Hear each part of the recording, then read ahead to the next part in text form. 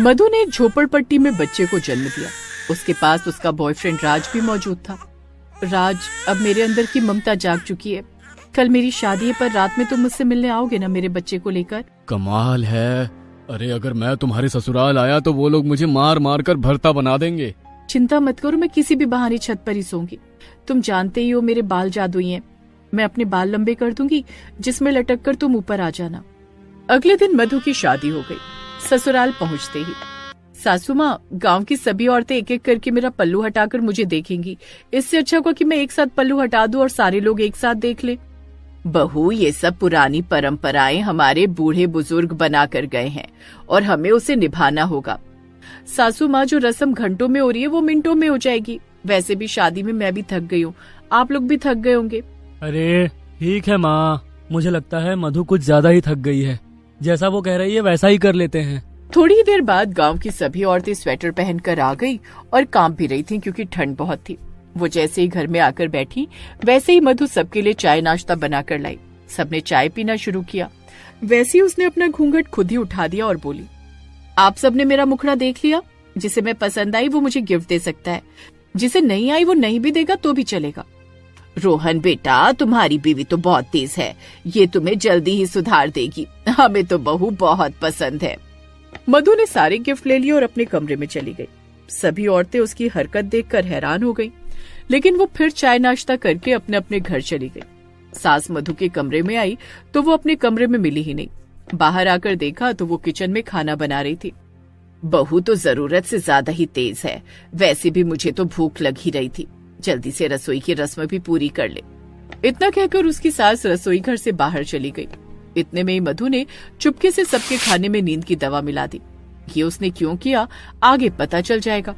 सभी ने खाना खाया और सो गए। इधर आज मधु और रोहन की सुहागरात थी। रोहन, आज तो हमारी सुहागरात है, जल्दी से इसे भी मना लेते हैं।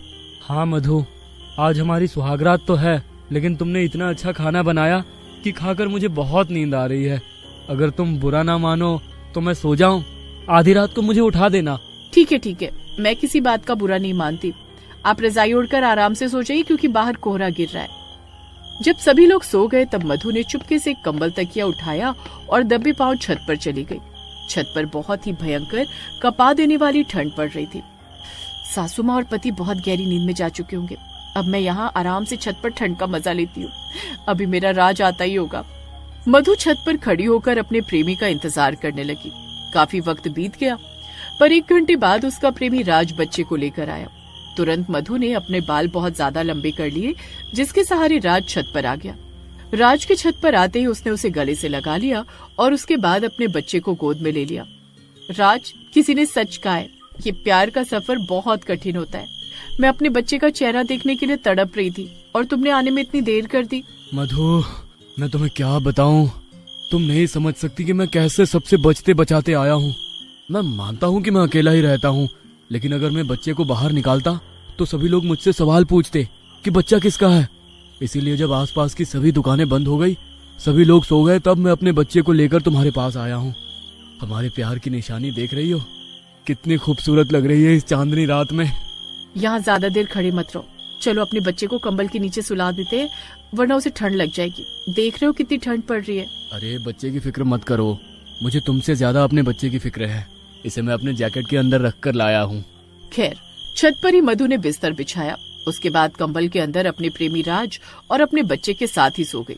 लेकिन सुबह 4 बजते ही उसने अपने बच्चे और राज को सीढ़ी के सहारे बाहर भगा दिया और वो वहीं छत पर ही लेटी रही। रात भर मधु ठीक से सो नहीं पाई, इसलिए उसकी नींद गहरी हो गई। 6 बजे सुबह उसकी सास छत पर आ गई। अरे बहू, तेरा रोहन के साथ झगड़ा हुआ क्या? इतनी कड़ाके की ठंड में तू यहाँ छत पर क्यों सो रही है? अपनी सास को छत पर देखकर मधु थोड़ा घबरा गई, लेकिन फिर भी किसी तरह उसने संभाल लिया। सासू माँ, मुझे ना छत पर सोने की आदत है। रोहन तो बहुत अच्छे हैं, उनसे मेरी कोई लड़ाई नहीं हुई। दरअसल जब तक मैं आसमान के तारे न देख लूं, तब तक मुझे नींद नहीं आती। चलिए, मैं आप सभी के लिए चाय नाश्ते का इंतजाम करती हूँ। मधु ने अपनी सास को कुछ बोलने ही नहीं दिया और वो नीचे आ गई। उसके बाद वो चाय नाश्ता बनाने लगी। सबने चाय नाश्ता किया और रोहन अपने काम पर चला गया। लेकिन अगली रात फिर से उसने खाने में सबकी नींद की गोली मिला दी और अपने प्रेमी के आने का इंतजार करने लगी। लेकिन उस रात सुबह के 3 बजने वाले थे, लेकिन राज आया ही नहीं। लगता है आज मैं अपने बच्चे का चेहरा नहीं देख पाऊंगी, जाकर सो जाती हूँ। मधु वहां से जाने वाली थी कि तभी वहां पर राज आ गया। मधु के लंबे बालों में लटक कर राज ऊपर आ गया। तुम्हें पता है ना, मैं तुम्हारे और अपने बच्चे के बिना एक पल नहीं रह सकती, और तुमने आने में इतनी देर कर दी। एक तो तुम अनाथ हो, जिस वजह से मेरे घर वालों ने मेरी शादी पता नहीं किस घर में कर दी।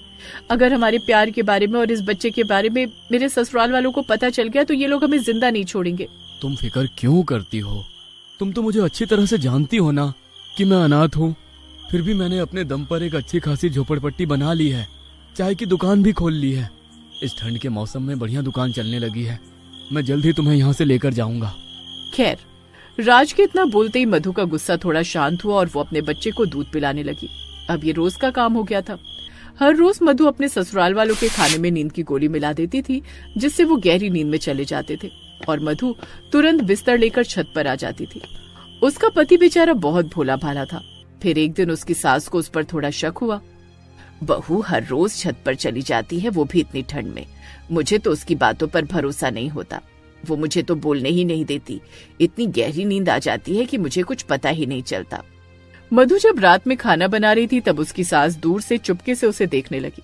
अंत में उसने देखा कि मधु खाने में नींद की गोलियां मिला रही थी।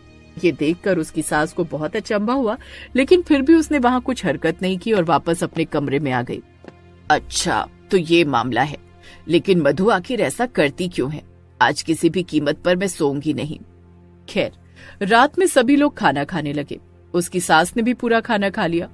फिर सभी लोग अपने अपने कमरे में सोने चले गए। बहू को लगता है कि वही समझदार है, हम लोग तो जैसे बेवकूफ है। मुझे नींद से छुटकारा कैसे पाना है, सारे नुस्खे पता है। उसकी सास ने ढेर सारा नींबू पानी पी लिया और सिर्फ सोने का नाटक करने लगी। करीब आधी रात में उसने देखा कि मधु चुपके से अपने कमरे से निकली, फिर अपनी सास के कमरे की तरफ देखा और छत पर चली गई। लगभग 1 घंटा बीत जाने के बाद उसकी सास चुपके से उठकर धीरे धीरे कदमों के साथ छत पर आई तो उसने देखा कि मधु किसी लड़के को गले से लगाए हुए थी और मधु के हाथ में एक बच्चा भी था। ये देखकर मधु की सास के पैरों के नीचे से जमीन ही खिसक गई। अच्छा, तो इसलिए तू इतनी ठंड में भी छत पर सोती थी? निकल जा इस पाप को लेकर मेरे घर से। तभी अचानक सास का पैर फिसला और वो छत से नीचे की तरफ गिर गई। मधु ने तुरंत अपने बाल लंबे किए और अपनी सास को अपने बालों में लपेटकर ऊपर खींच लिया। बहू, आज तूने मेरी जान बचाकर मुझ पर एक कर्ज लाद दिया है। अब तुम लोग मुझे अपनी सारी कहानी बताओ, क्योंकि अगर तुम दोनों इतनी ठंड में छत पर पूरी रात बिता सकते हो तो तुम दोनों के प्यार में कुछ ताकत तो होगी ही। सासू माँ, मुझे यकीन नहीं हो रहा कि आप इस तरह की बातें कर रही हैं। सबसे पहले तो मैं आपसे माफी मांगना चाहूंगी कि इतने सीधे साधे परिवार से मैंने झूठ बोला, लेकिन ये मेरी मजबूरी थी। मैं राज से प्यार करती थी, पर ये अनाथ लड़का है जिस वजह से मेरे घर वाले इससे मेरी शादी नहीं कर रहे थे और जबरदस्ती मेरी शादी आपके अमीर बेटे के साथ कर दी। ये हमारा बेटा है, प्यार की निशानी। अब आप ही बताइए मैं क्या करती? एक माँ अपने बेटे से अलग कैसे रह सकती है? मुझे पता है आप हमें घर से निकाल देंगी, फिर मेरे मायके वाले भी अपने घर में नहीं रखेंगे। हमारी जिंदगी बर्बाद हो जाएगी। आपको जो सजा देनी है दे सकती हो। तुम आजकल की लड़कियां भी ना प्यार तो कर लेती हो, लेकिन डरती बहुत हो। अगर ऐसा कुछ था तो तुम्हें मुझे बताना चाहिए था एक बार। मैंने भी तुम्हारे ससुर जी से लव मैरिज ही की थी, साथ जीने मरने की कस्में खाई थी, लेकिन वो पहले ही निकल लिए। इसलिए मैं प्यार को समझती हूँ। ओए लड़के, तू मुझसे वादा कर कि तू मेरी बेटी को हमेशा खुश रखेगा। मधु बेटा, अब तू मेरी बहू नहीं बेटी है।